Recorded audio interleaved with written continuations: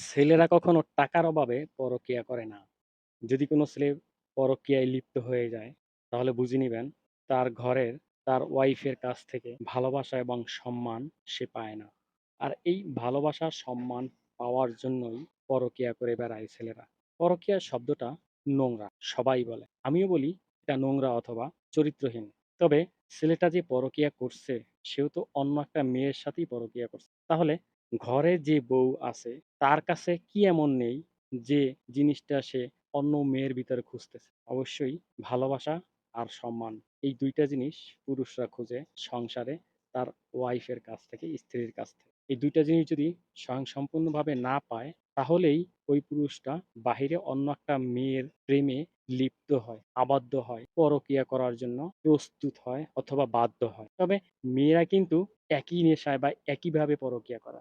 মেয়েরা পরকীয়া করে বেশিরভাগ টাকার জন্য অথবা অর্থের লোভে। যদি কোনো মেয়ে তার স্বামীর ঘর ছেড়ে অন্য কোনো পুরুষের সাথে পরকীয়ায় লিপ্ত হয়, তাহলে বুঝে নিবেন ওই সংসারে ওই মেয়ের স্বামী যে পরিমাণ টাকা ইনকাম করছে তাতে সে শুকরিয়া আদায় করতে পারছে না বা তাতে তার হচ্ছে না। এইজন্য অন্য একটা পরপুরুষের হাত ধরে সে তার ওই অর্থের চাহিদাটা পূরণ করার জন্য পরকীয়ায় লিপ্ত হয়ে যায়। মেয়েরা সবসময় পরকীয়ায় লিপ্ত হলে অপরদিকের ছেলেটাকে দেখে তার কতটুকু অর্থ আছে, তার স্বয়ংসম্পূর্ণ কতখানি আছে। যে হাসব্যান্ড রেখে সে অন্য ছেলের হাত ধরে যাবে, সেখানে গিয়ে সে সুখী থাকবে কিনা, এই হাসব্যান্ডের চেয়েও তার অর্থ বেশি আছে কিনা, এইগুলা দেখে চিন্তা ভাবনা করে তারপরে পরকীয়ায় লিপ্ত হয়। তাও যদি সে এই হাসব্যান্ডের ঘরে ২ থেকে ৩ টা ছেলে-মেয়ের মাও হয়ে থাকে, তাতেও তার কোনো সমস্যা হয় না। তার কোনো চিন্তা হয় না যে এই স্বামীর ঘর ছেড়ে যদি অন্য ছেলের ঘরে যাই,